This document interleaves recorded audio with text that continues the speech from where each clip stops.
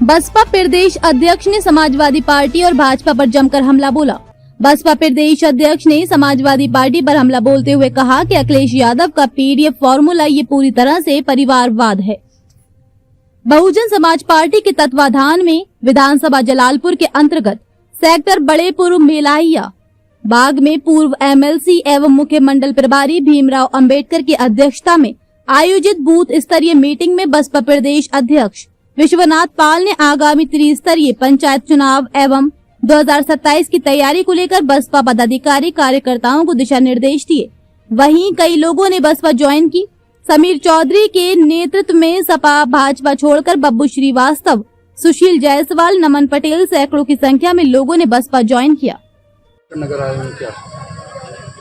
माननीय बहन जी के निर्देश पर जो बहुजन समाज पार्टी के राष्ट्रीय अध्यक्ष हैं, पूरे प्रदेश में बूथ सेक्टर गठन का काम चल रहा है। उसी कड़ी में आज जलालपुर में भी एक सेक्टर बूथ गठन था और जहां पर आज काफ़ी लोगों ने भारतीय जनता पार्टी और समाजवादी पार्टी को छोड़ करके बहुजन समाज पार्टी ज्वाइनिंग की है, जिसमें समीर चौधरी और विपतनाथ भास्कर, इनकी अगुवाई में सैकड़ों लोगों ने बहुजन समाज पार्टी की सदस्यता ग्रहण की है और उसी बूथ सेक्टर कमेटी गठन के सिलसिले में आया। दत्ता श्री घोष बोले ने कहा है कि संविधान की प्रस्तावना में धर्मनिरपेक्ष और समाजवाद का शब्द की पुनर्समीक्षा होनी चाहिए। क्या कहना चाहेंगे?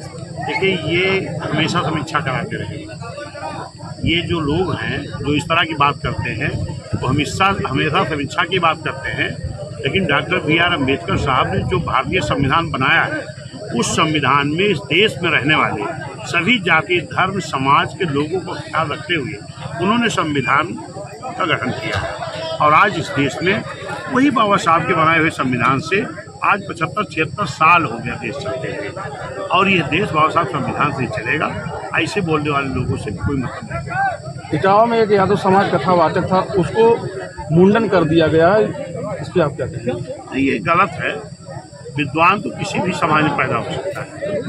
जो भी पढ़ लिख करके विद्वान हो जाएगा तो कथा कर सकता है, इसमें किसी को आपत्ति नहीं होनी चाहिए। इस तरह का अगर ये हुआ तो निंदनीय कार्य। अम्बेडकर नगर जनपद में अपनी सरकार में महिला जिला अध्यक्ष खुद न्याय की आस के लिए धरने पर बैठना पड़ रहा है, उठाने में। नहीं तो भारतीय जनता पार्टी की इस गवर्नमेंट में, चाहे वो भारतीय जनता पार्टी के लोग हों चाहे अन्य लोग हों, ये जब जंगल राज कायम होता है ना, तो उसका तो खामियाजा सबको भुगतना पड़ता है। जब उत्तर प्रदेश पूरी तरह जंगल राज कायम है तो वो चाहे वो भाजपा की महिला के अध्यक्ष हो या और कोई होगा, उसको उसका खामियाजा भुगतना पड़ेगा।